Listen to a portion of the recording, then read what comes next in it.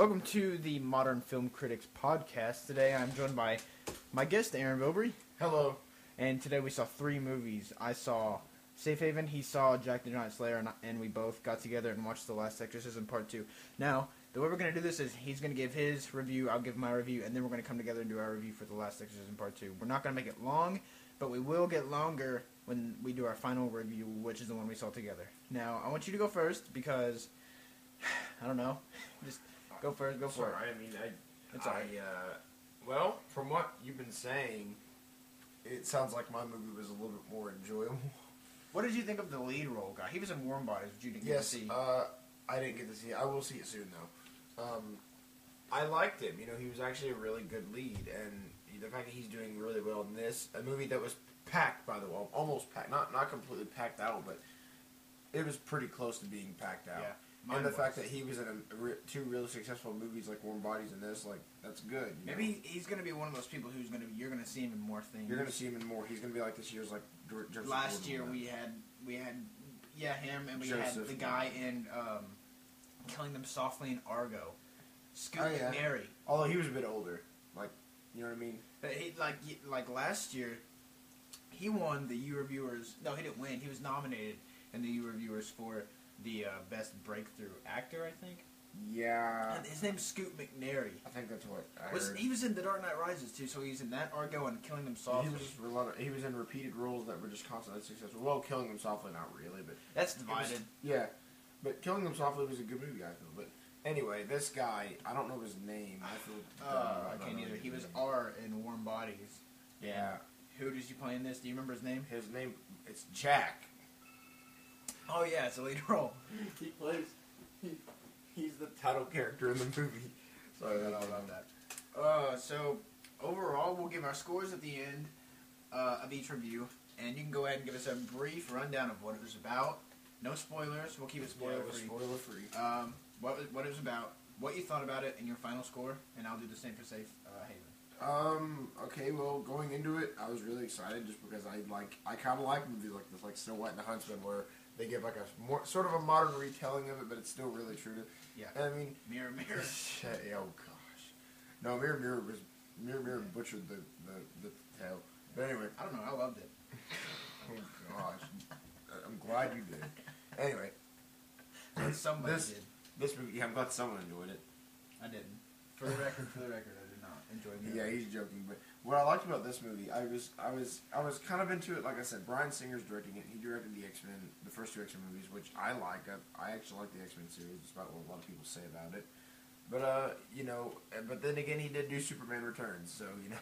Yeah. But I kind of thought from the trailers, it looks really fun, and it is PG-13, but that's okay. I didn't find to have a problem with that. Like, but this was a really bleak PG-13 movie. Like, there are people, like, the giants in the movie are getting their, like, hands blown up. Yeah, I'm not spoiling anything. Like really. like gory things happen in the gory film. things happen. They just don't show you any like blood or anything. Yeah, like that. That's what I was. And so like, that to me was just really, like, I was kind of pleased with it because I'm like, they're pushing boundaries like a PG-13 should, but they're not giving you too much. Like, that's the kind of movies I grew up with. A lot of them are sometimes disturbing, but not disturbing enough to where it like ruin you on it. Yeah. If you're a young kid. But anyway, what I liked. So, the liked lead was it good. or not? Liked it or not? I liked it a lot. I mean, I'm not going to go into too much because I know you're wanting to. Oh no, you can. Brass tacks. I want to get to our Last Exorcism. Yeah, but I'm not going to push too much on them. But basically, what it is it's actually pretty straightforward. Like, we open with like Jack as a little boy being read a story by his father. It's kind of about the original. He's being told the original Jack and the Beanstalk story. Instead of Jack, it's Eric the Great, like a very, very like old king. But you know, it's basically what happens is the giants came down from the beanstalk and like tried to conquer their world. Yeah. And like Eric the Great stopped them, and so their crown was sealed away, the one that could lead them, and the beans were sealed away in his tomb, but they've been taken out. I've heard there was some sort of twist in it, like there's some sort of not like at the end, but like there's a little twist in the whole thing. Do you know what they could be talking about, or it's not really like it's not like an M. Night Shyamalan what the twist type Yeah. thing. That's not what it is. The twist of it basically is like is the whole movie's basically a twist where it's just like we're basically adding on to the Jack and the Beanstalk story. Like Jack accidentally plants one of the beans in the ground with the princess. The princess is really involved in this too, like the princess of the cat. Yeah. I think it's just There's little subplots. Or is there like one or two subplots? yeah, the princess of the land. I'm pretty sure it's Britain. They never really give details, but like she wants to get away from run away from home because she doesn't want to be cooped up like a princess. Gotcha. And that's we'll go into kind of how cliche that is. It is cliche, but I mean it's not really like a heavy subplot, but it works in the end. Like she runs into him in his cabin, and that's when the beans start sprouting up. You know what happens is obviously the story is he wants to sell his cow for money, but instead he gets beans, Right. magic beans, Right. and I have to give the special effects. The special effects in this movie were actually pretty good for like the beanstalk. I heard there's a hit and miss. There's sometimes the giants were a bit cartoonish at times, but I kind of didn't mind it. It's not enough to where you're like, they don't look humanistic. I'm like, it's kind of supposed to be a weird fairy tale thing. I didn't mind it. So from the previous films you have seen in February, January, is this a step up? Is it gradually getting better as we go along? This slow. It's slowly getting. Movies are slowly getting better because we got Promised Land, which I liked in January, and then we got what else? We had Side Effects, which is a huge, great movie, and then we have now this. Well, I got gradually. I got Last Stand and Bullet to the Head, and those weren't great movies by any stretch of the meaning. Like they were just fun movies for me. Like, so those for me were like kind of the start of like okay, maybe there's some hope. Because so far, this year is not as promising as last year. You know, that has been stuck in the back of my head. Is are we going to have a 2012 year like you know? We're gonna last year is so prominent. We so had many good great movies. films, and the first 2 months have just been. There are moments like this movie kind of really like when you're saying like does this movie mark a significant up from the normal like really not slow. Significant, but can you tell? It is significant. It's a pretty fun movie. Okay. I had it was a really fun time. Now it's not one of those that you're gonna be like, oh, top 10 movies of the year. Yeah. Obviously not. It's gonna be one of those things. You're gonna leave it like that was a fun time. I had it's kind of works as the same way like Snow White and the Huntsman. It's simple but it works. Yeah. Like the special effects mostly work, and there were moments of it where it's like, wow, that's cool, or that's just mediocre or whatever. But like. I guess the biggest problem I have with it, or like, there are some pretty stupid moments in it. Like, this isn't much of a spoiler. Like, the princess basically gets trapped up. Like, when she comes to hide out at Jack's cabin, the beanstalk grows. And it's huge, like gigantic, and like it goes up. She's trapped in the cabin as it goes up. The beanstalk takes it up, and like that whole thing is where the kingdom is forming this mission to take her up. And there's like this, obviously, he's kind of generic too, he's cliched, the evil king's advisor who's obviously evil, but no one sees it except for the good guy. Yeah. Like, he's playing that character, and he's trying to, his plan is he's stolen the beans and this crown. He was going to use the beans to go up, and this is not really a spoiler because you see this coming. Like, he wants to use the beans to go up and rule the giants with this crown that like automatically makes them follow your commands. Like, you rule the giants. Like, and so the king sends up obviously the evil advisor, his assistant, and like a bunch of other dudes, including Ewan McGregor, who's a knight. Really good role for him. He was good. I enjoyed it. And Jack, because he has obligation, I guess. Right? Well, I'm glad it's promised. It's worth watching. I really wish you could have seen it. Oh, I will. I don't know when, but I will eventually get around to it. I will not have a podcast review for it. I will have a type review. I enjoyed it the same way. Not really in the same way. Like, I enjoyed movies like Bullet to the Head for like their 80s action because that's what I'm into. But like, I enjoyed this the same way you would enjoy something like Snow White and the Huntsman. Yeah, it was good. It just wasn't fascinating. It's but not it was, buy it. Can't wait for it to be on DVD. But when you watch it, you walk out of the theater saying, I'm glad I saw it. It was a fun time. I recommend it for kids, and I recommend it, adults will enjoy it too, because, like, there are morals of the story, like, you know, it is it's got a very uplifting message. You know, it's a quite well-trodden message, but it's still prevalent. You know, it's kind of about, you know, that a little man can do anything.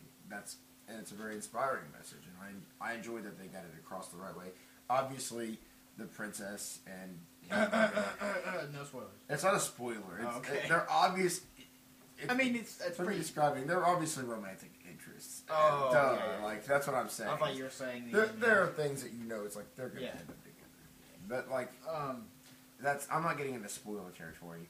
So Jack goes up a beanstalk and fights giants. Yeah, exactly. And the whole movie is kind of spent deciding are they going to come down from the beanstalk or not. Mm-hmm. It's I guess there are moments where like there's not much continuity errors. I kind of felt that like the continuity was pretty straightforward. This premise was easy. I guess if I was going to give you a rating out of 5, I would say 3.5. 3.5 out of 5? Yeah, it was a fun movie. Go see it. I advise you. And if you got kids, take them to see it. They'll love it because I was just sitting there thinking, man, if I was a kid, I'd be really into this. Yeah. Like, because when you're a kid, you buy into anything, even The Last Airbender. And I was like, if they'll enjoy that, they'll really like this. You know what I mean? As long as it's simple and they understand it. This movie was simple enough to where any kid can understand it. Okay, good. Yeah, but that's my final word on. Unfortunately, I had to see Safe Haven. Yeah. And I will not have as long as a message to give the audience as much as you did with Jack the Giant Slayer. This movie was bad. And if I don't know if I'm going to do a full typed review. I kind of want to do a 5 adjectives review because I've got some adjectives. I actually had them in my head as the film was going along. And I was with my girlfriend, and she loved it. That doesn't help. But it's obvious that this movie was just a cash grab for Valentine's Day is all it is. And it's for women. It's chick flick. Yeah. It's definitely a chick flick. But and what? Go ahead. No, you can go ahead. What did you say? The problem I have with that that name chick flick is yes, there are really annoying and drippy love chick But there's been some good ones. There are great chick flicks. The Notebook. Well, yeah, that who wrote this movie. Yeah. You got it's complicated, which I guess you can kind of consider a chick flick. I guess. And I heard Bridesmaids was good. Bridesmaids, I've heard was a really good movie. I don't know. There are some. Crazy Stupid Love, I guess, is kind of bordering on not being a chick flick. That was a great movie. Which is a great movie, not just a good chick. It's a really great movie. If it is a chick flick, it borderlines. It borderlines, but like you know what I'm saying? Like you can do this stuff well. Like what was another one? I get Warm Bodies with a chick flick. Yeah, it's one of those. It's like you could be like that's what I'm seeing is Crazy Stupid Love. Is they could take it as that because Ryan Gosling and Emma Stone in that movie are just absolutely brilliant. What ends up happening in Safe Haven is you just end up not caring about these characters, you know. Really? And they tried to throw in this 3 million plot twist in it, and they tried to make it interesting for the male audience, but it just doesn't because the whole way up to there, you just don't care. And there are so many things. I did this as well with The Last Exorcism Part 2. I would whisper to my girlfriend, "This is gonna happen. This is gonna happen," and it happened. You know, it's predictable, it's cliche, and it's chick flick. See, the problem with it, I watched the trailers for it, and I was like, you know, it looks kind of generic, but as long as it's cute and it kind of serves its purpose, okay. There were some good things about it, though. There were some, dialogue-wise, there were some clever remarks here and there that made me laugh. Some funny things happened, not a lot, but there were, I could say 3 to 4 or 5 maximum things happened that were laughable. But I wasn't sitting there, I wasn't in pain while I was watching it. I was just like, this is boring and I don't care. I just want to get out of here, you know? To me, that sounds like pain, but go ahead. I wasn't getting mad. That's the thing. I wasn't getting mad. There's a difference between hating a movie because you're bored and hating a movie because you're mad at it. Now, there is the rare exception where you can be both. Yeah. But, you know what I mean? Like, you hate movies for different reasons. I, for one, did not get mad at Safe Haven. But no, it didn't look like a movie you'd get mad at. It was bad. It gets a little convoluted at the end, and when they throw in all these different plot twists, and that's pretty much all I have to say about it. I mean, what was the premise of it? Basically, a girl gets stalked by a guy. It's pretty much like that towards the beginning of it, and then as thing goes along, more people get involved. This woman is a criminal. Someone is looking for her, and I can't really give away a lot because once you know certain things, you can kind of piece together what's going to happen. So I won't. But yeah, this woman's a criminal, and things happen with someone who's looking for her. She finds this boyfriend, and that's where it felt like the movie didn't know what it wanted to be. At one point, it felt like a romance chick flick, and at another point, thriller. And at another point, it felt like it was just a straight out drama film that didn't work.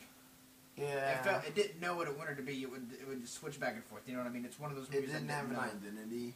Yeah, it really does. It's a chick flick, romance, drama, a little bit of comedy here and there. But these actors, I have no idea who these people are, and you can just tell. You can just tell that this movie is for Valentine's Day. We get these every year. We get they're just a cash grab, and out of 5, I'm gonna go ahead and give it. I'm gonna give this.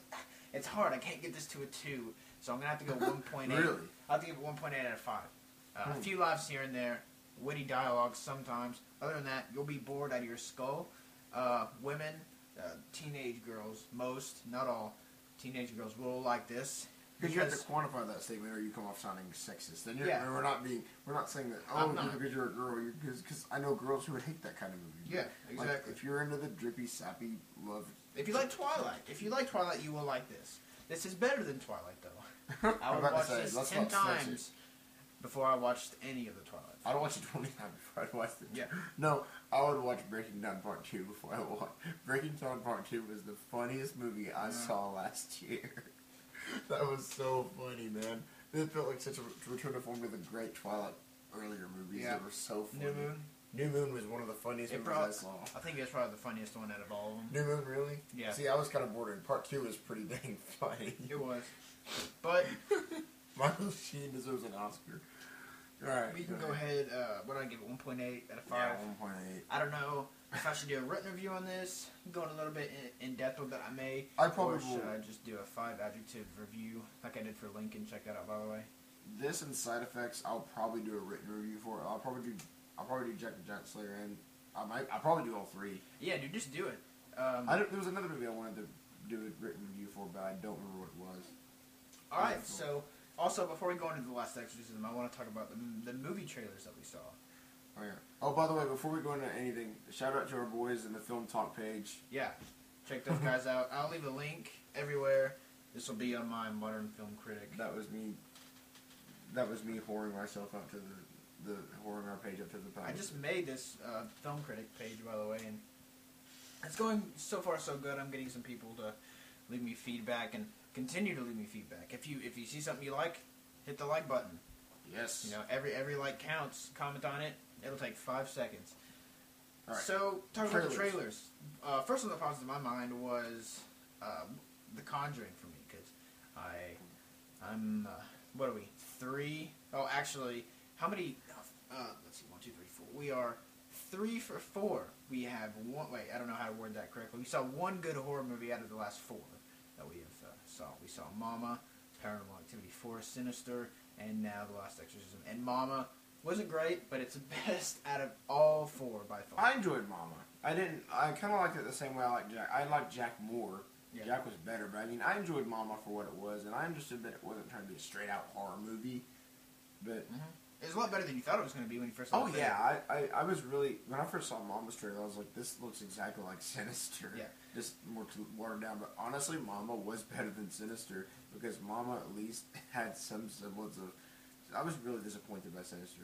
But going into this, are we just talking about the trailers we got for Last Exorcism? No, we're any of the ones that we saw. It doesn't okay, matter. I want to talk about the ones that I had. Yeah, I want to talk about The Conjuring for a second. Go ahead. You haven't seen the trailer, no. And I meant to show you before we left to go to the movies, and I never got around to it. So going into The Last Exorcism, I was like, maybe we'll get lucky enough to see The Conjuring trailer, because that came out like 2 days ago. I was like, probably not, but and then ends up showing, and I absolutely loved little bit things here and there, like 1 or 2 things max that I did not like about the trailer, but there was the whole hand clapping thing just floored me. When you see the hands come out of that closet and just clap, you're just like, what the heck? I did find that very creepy. And then it comes like out beside her head. You're just like, man, what? And then the thing that I loved most about it was the font of The Conjuring. It looked like an old horror film from the 90s, from the 80s. It looked so original, and I liked it. That was the icing on the cake for me right there, was that weird music and the font of The Conjuring. I enjoyed it. I thought that I'm excited for it. It sounds like an old school, title too, like The Conjuring, like the Howling or the you know what I mean? Yeah, like the title and the Howling. That's what it reminded me of. And I'm just really excited for this one. I've never been so excited for a horror movie ever since Sinister. Probably Sinister, yeah. Because Sinister was, well, it had moments in it that I liked. Sinister was overall a disappointment for me. But like that's what I'm saying. I understand what you're saying. This is the most one you're most excited for. Yeah. And After seeing this clip, I'm pretty excited for it. Talk about one that you saw. Go ahead. Well, you saw The Conjuring and The Last Exorcism. We saw The Conjuring and The Last Exorcism. You can go ahead and talk about one that you saw. And mine. One that I have three that I'd like to discuss in particular. Well, first off, I want to say I'm getting really, really, really tired of seeing Oz trailers. Yeah. I just want to finally watch that movie and get it over with. Because I don't hate what it looks like. It looks just okay. I would probably have to watch it to get a judgment. Next weekend. I'm not judging it before I see it. I'm tired of the trailer. Me too. The whole black and white. Then it goes into the Because color. I liked it at first. When it goes into the color, you realize, dang it, I'm only halfway through this trailer.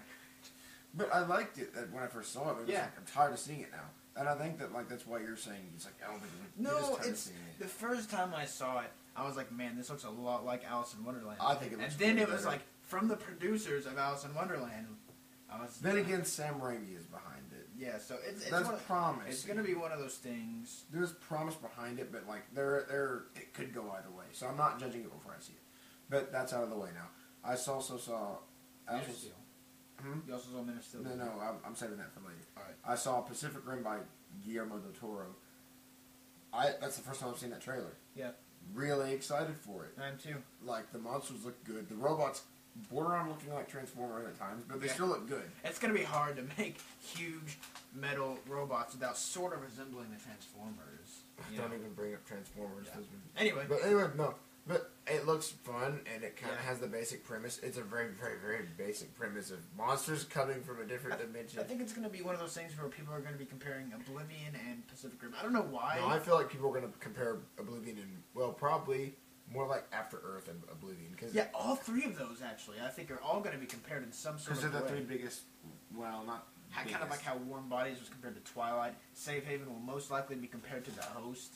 See, the Host will be compared to Twilight, you know. See, the thing about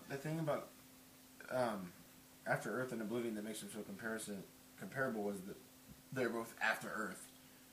You know what I mean? Yeah. And Pacific Rim isn't. Well, I don't know. Maybe it is. It's kind of futuristic, but it's not like this apocalyptic thing. Now he's directing it, right? Yeah. Now he's really he didn't direct Mama. He wrote the short that it was based off of. But you could see where his fingerprints were on it. Yeah. You might as well have. The same way M. Night fantasy. The way M. Night Shyamalan might as well directed Devil. Yeah. Basically him. But I'm excited because I'm a big Del Toro fan. I love the Hellboy series. Mm-hmm. And I can't wait to see what he does with it. You know, big monsters fighting robots. Who doesn't want to see that? Yeah, the same way we go to watch movies like that. But my other trailer I got was what was the other one? I want to mention one that we saw in Last Exorcism. Evil Dead. Oh yeah, that looks fun. It does and then it doesn't. Now if you people out there who haven't seen Evil Dead, if you have a Netflix account, pull it up, because I'm not gonna sit here and say it's the scariest movie ever, but dang if it's not one of the funnest. The Thing. You or have the a Evil Dead? good time, huh? The Thing or the Evil Dead? Which one? Right, have you seen The Thing, the old one? Yeah, I've seen the old Thing. Yeah, Which John one? Carpenter's The Thing. If you had to pick, which one's scarier? I'd probably say The Thing. Yeah. Just based on sheer creepy imagery. Well, the Evil Dead's pretty creepy too, but Evil Dead is creepier in the sense that it has the same kind of paranoia. Yeah. They're scarier in the same on different levels, but The Thing is more of an alien type thing, whereas It's Evil really Dead kind is of different. demonic. Yeah. So it's really hard for me to judge which one's scarier. But I guess if I had to say it, The Thing, just because The Thing gives me the creeps. Yeah. But honestly, it may look kind of generic at times, the Evil Dead trailer does, and yes, it might look a little bit postmodern horror, which I'm very not easily impressed by postmodern horror, but it looks good. I think it looks pretty fun. And the part of the reason Evil Dead is so good is that it invented the horror genre, the horror comedy genre. Maybe not invented it, but definitely brought it to the forefront. There's a comedy in it. Yeah, that's kind of like Shaun of the Dead is No, kind I of think- based off of it. Go back a little further. I'm not sure if this did or not, but Scream. Scream kind of had bits of comedy. Scream. I think Scream gave more though. I think maybe the Evil Dead started, but I think Scream, because it's Like, so big, Bruce- I think it's given more to the horror comedy genre. When you have guys like Bruce Campbell who replace their arms with like chainsaws and say lines like groovy, you know, Yeah. like that's obviously supposed to be taken as a joke. Yeah. But then there are parts that are pretty creepy, like the practical effects in Evil Dead and The Thing. These are two things that those movies have such in common, are how good the special effects are. Proof that you don't need CGI. Proof why? And there's the thing I love about the new Evil Dead, no CGI. Yeah. That is awesome. I think that if anything, if it turns out being a bad It's a movie, big slap in the face for the new horror movies today. yeah, it's a big like, hey, we can still do it better without it. And I think honestly, if this movie doesn't turn to be that good, at least you can't take that away from it. They remain true to the roots, and they're doing that. Now, like I said, there are parts that I think are kind of dumb. At times it looks like they're trying to paint it as like, ooh, look at us. But then again, they're trying to make it into a new vision. So it could be good. Like the song at the end. That was from the original. Oh, okay. See, I know that's played out, but they invented that, sort of. So I find that as more of a loving tribute. Like the end, like the last exorcism. They put that Yeah. the song in the trailer. Is Oh, it Jesus, yeah. Jesus Loves Me? Yeah, Evil Dead kind of pioneered that. But anyway, that's what I think about that. I can't wait to see it. I want to talk about the Croods for a second before we go into Man of Steel. I want to go with the talk Croods. about the Croods. I think it looks sweet. I think it looks fun. Croods.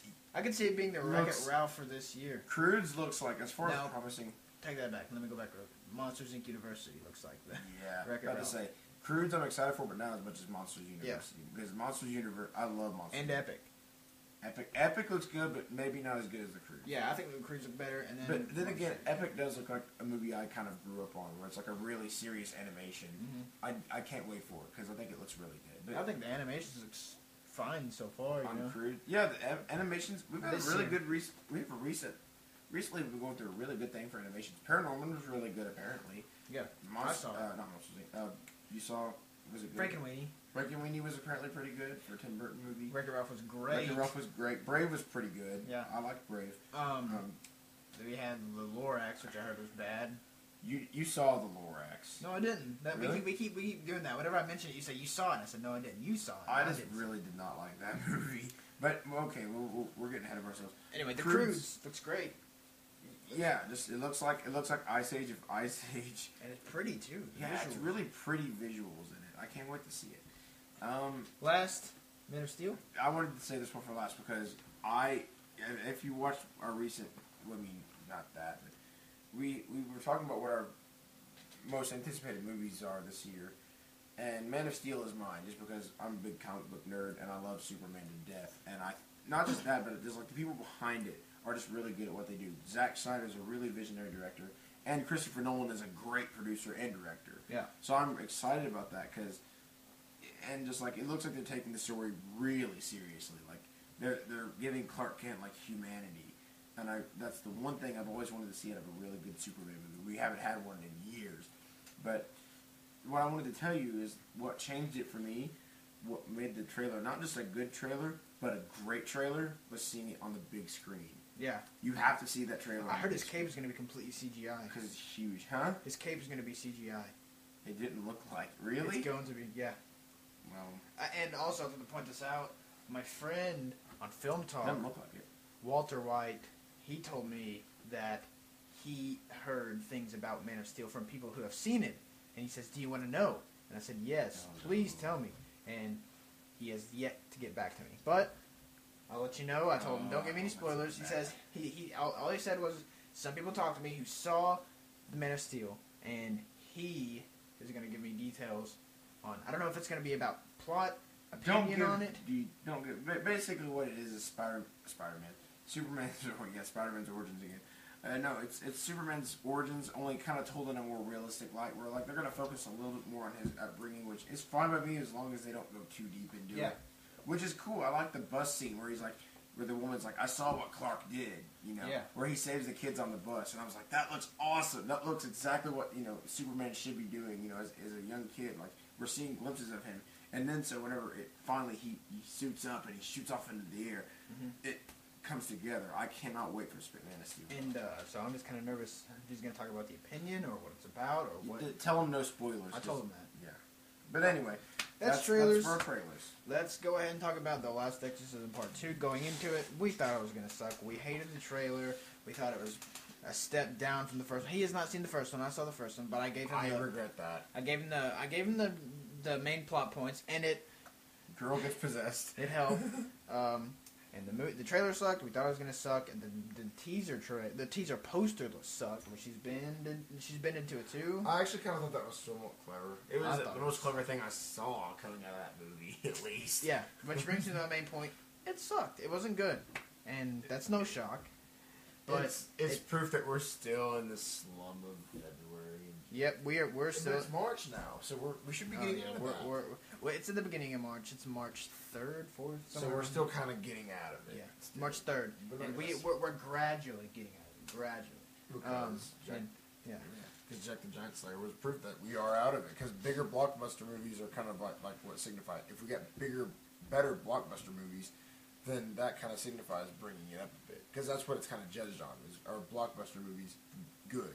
You know, like somewhat. And I don't really want to talk about plot that much because it's hard. Very, very, very light on plot. The number one thing I hated about this movie.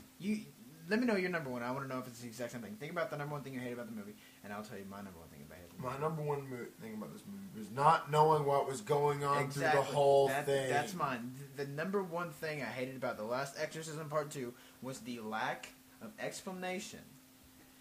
It gave no answers to why things were happening. Things at the very end, but yeah, but things just happened. It felt like it happened. Scene after scene after scene, just scary things happen. A picture falls, and I know it sounds like Paranormal Activity too, but no, it's different.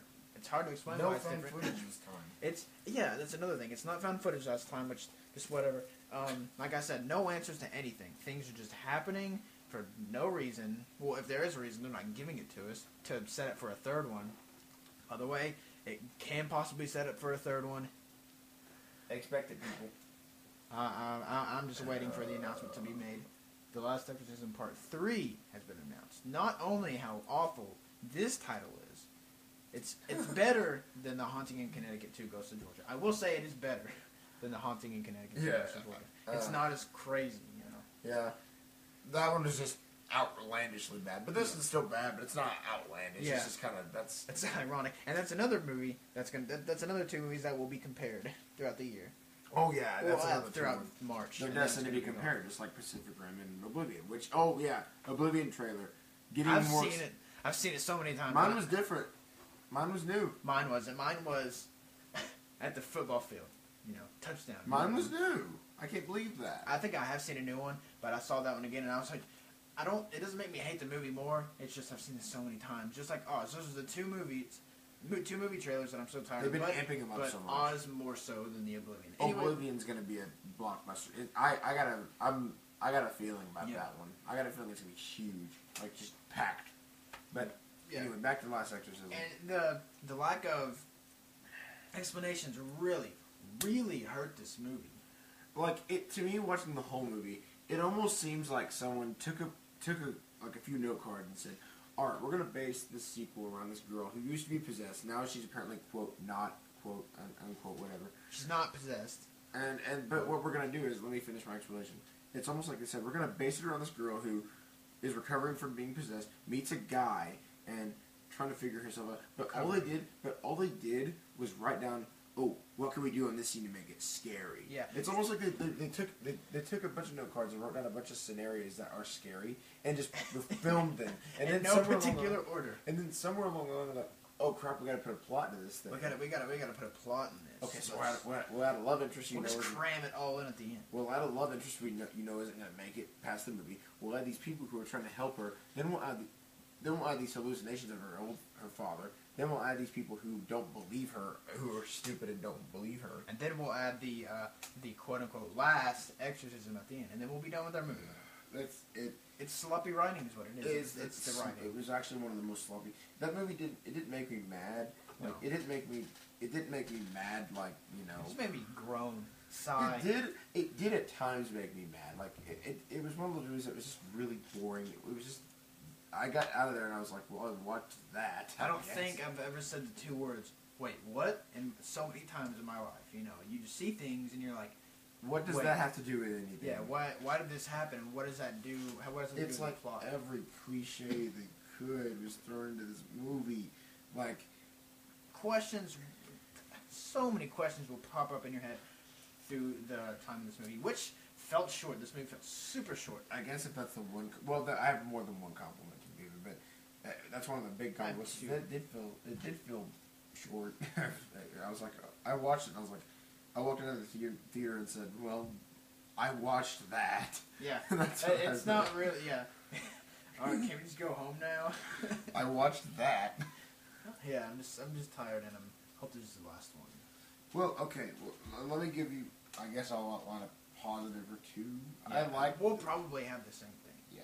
I liked the main girl. Yes. She was a decent, she wasn't great. She has the thing, she has the look. When you just see her, she just looks emotionally disturbed. She does have the look, and I'll give her that.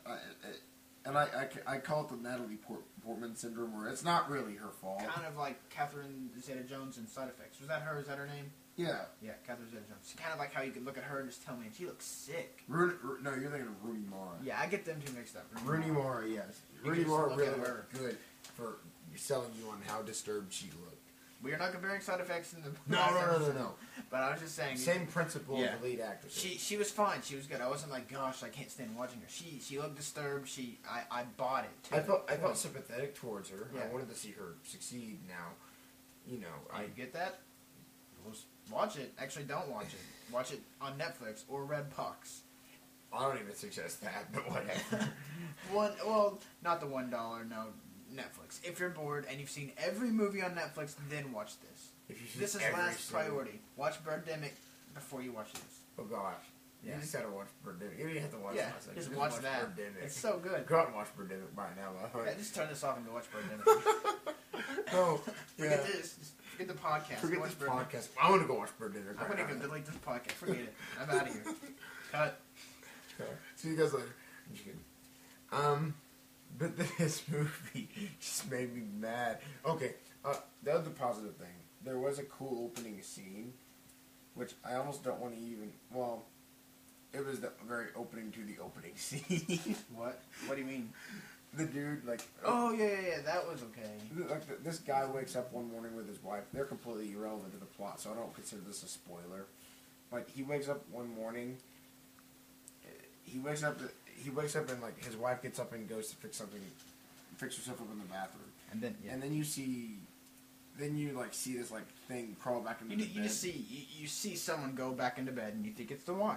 And then all of a sudden, then you see her pop up out of the. It's kind of predictable, but at the same time, it's pretty chilling. Because I literally whispered right next to you, "That's not her." I knew it wasn't gonna be her, but it was still pretty creepy. Like the fact that it created was, I was like, oh crap, Which brings upon something else I want to talk about. Predictable. So, we called pretty much all the scares. We called every minute of this movie. We were like, loud noise, bang, loud noise. We called pretty over half the movie. Her eyes turned black. Like, yeah, it was the most. I was like, predictable, unbelievable, cliche. It is like the perfect definition of today's horror genre. CGI. I could do this if I was like. Oh yeah, we can do better. I could do better than that. Like, I could do better than this without even trying. I could write something better than this. I just don't get it. They just these horror writers, directors, they're just not getting it.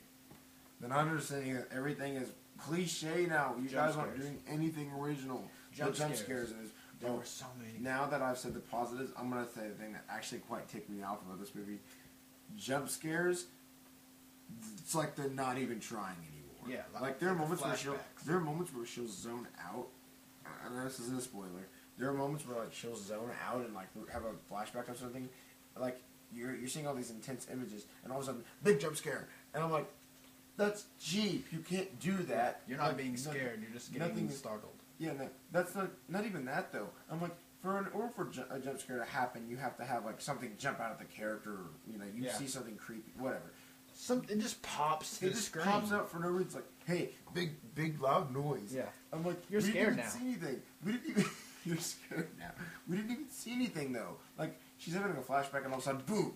I'm like, what happened? It's a flashback of the first movie, and she's like screaming when she was possessed, and it does it like 4 times in the movie. They did it twice. I thought it counted it was twice. 4. Like she'll have flashbacks to where she's like, okay, she's kind of like zoned out. All of a sudden, she wakes up and it's like bam. And then there's the whole thing where there were so many cliche things in this. I try to remember them all, but I can't. I can remember 2 at least. I remember the dream. You think something's happening, wakes up. Yeah. That happens. Yeah. And then the whole TV screen going to static. I don't remember that. Remember See, the that's how much I boyfriend? remember this movie. The boyfriend. He was in the room, and then you see the maybe you were in the bathroom. No, I don't think you were. The boyfriend is in the room. It's at the end, and then the TV goes static, and he sees her on the first movie she's possessed. The whole static screen, and then of course the jump scares. It's a big cliche movie, and this is also another movie where I could easily just type in 5 adjectives and make this a 5 adjective review and be done with it. But no, I'll do a full length review. Maybe. Sometimes movies don't even deserve a full review. I just want it to be done. I just want to wake up tomorrow and forget this movie existed. Cause don't worry, you will. I know I will. What movie did we see? The Last Exorcism. The last. Oh. It is worse than the first one. It is worse.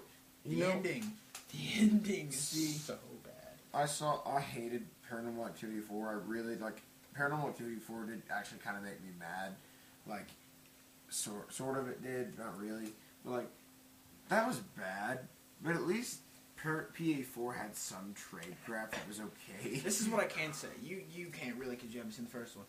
This did not feel like it was like exorcism. But I could see where PA4 felt like a Paranormal Activity movie. I could see where they tried to make it seem like a Paranormal Activity movie. I could failed. I could see the what's the word for it? How they tried.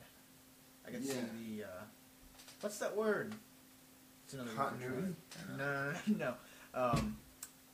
I can't think of it. It's when someone's trying to do something. The effort. Yeah, there it is. I can see the effort they put into it to making it seem like a Paranormal Activity film, but it ended up being bad. But this, it just felt like they just didn't care. They didn't even try to make it. It didn't feel anything like it. You could have replaced this woman with anyone else and had a completely different movie.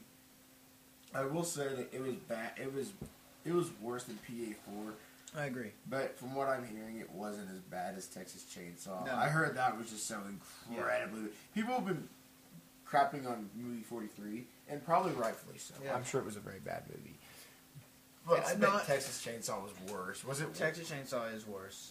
And Texas Chainsaw is worse than The Last Exorcism. It goes... If we're comparing the 3, Paranormal, Last Exorcism, and Texas Chainsaw, it goes Paranormal, Last Exorcism... Oh, wait. From worst to best, it goes Texas Chainsaw, Last Exorcism, smack dab in the middle, and then PA4. Yeah. PA4 is the best out of all 3. But it's not saying much at all because they all suck. But and all you schmucks out there went to go see Texas Chainsaw in 3D.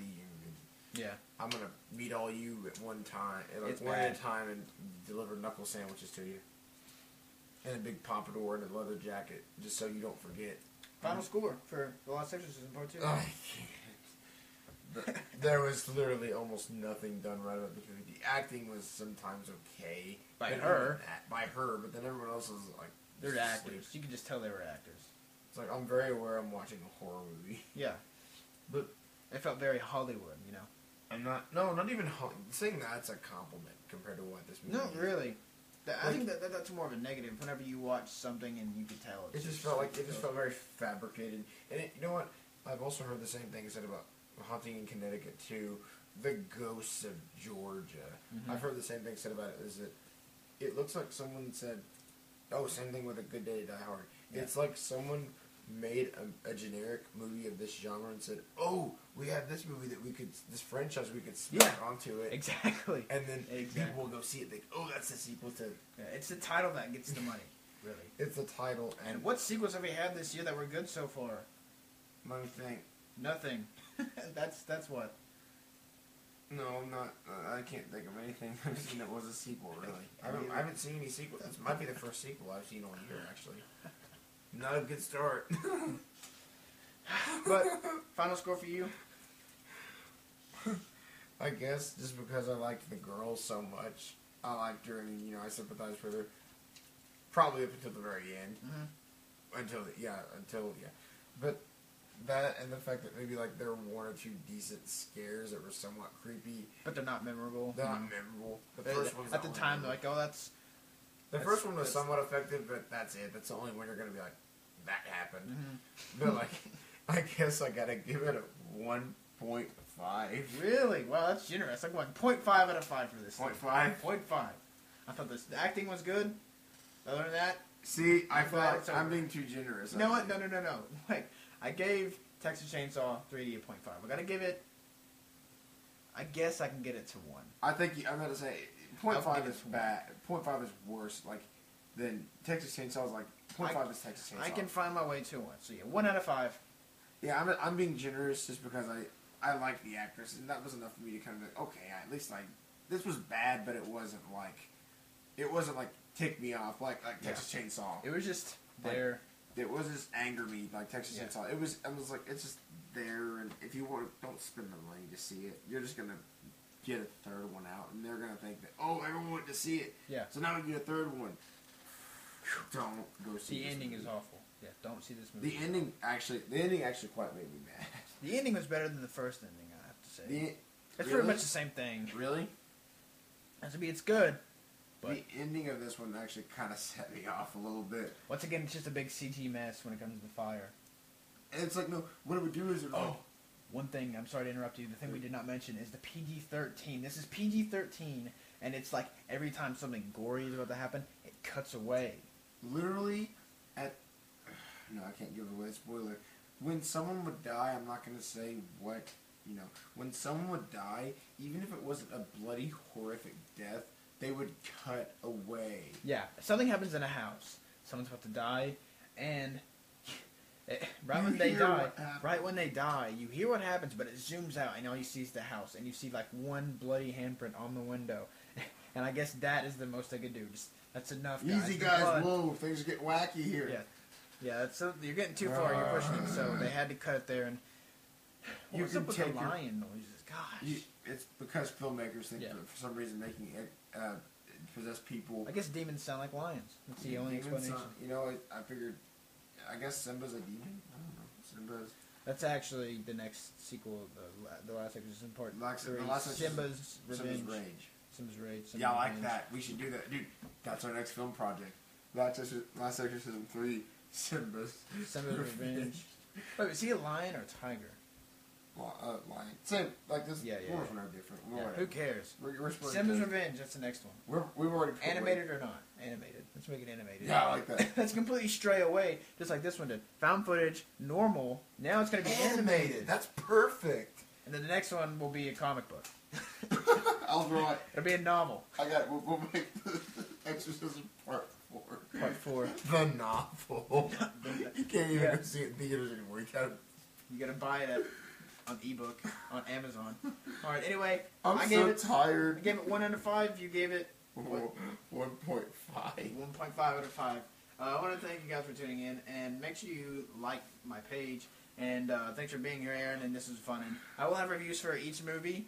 Just click on my link and make sure to look at my website, themodernfilmcritic.weebly.com. WEEBLY. Also, for you comic book nerds out there, there is going to be a new page. Well, it's already set up, but I'm just kind of coming up with stuff to review.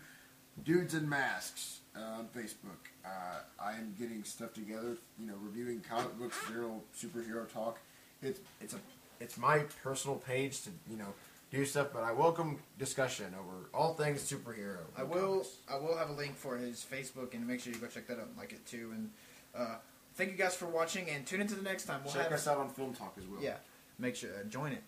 I'm the admin along with a few other buddies of mine, and we'll hook you guys up. And yeah, dude. So we will see you guys later. We're gonna try to do this podcast thing every week, maybe twice a week. Hopefully, yes. We're trying to get back in the swing of things. We've been off because February sucks, almost as bad as January. Anyway, see you guys later. All right, folks.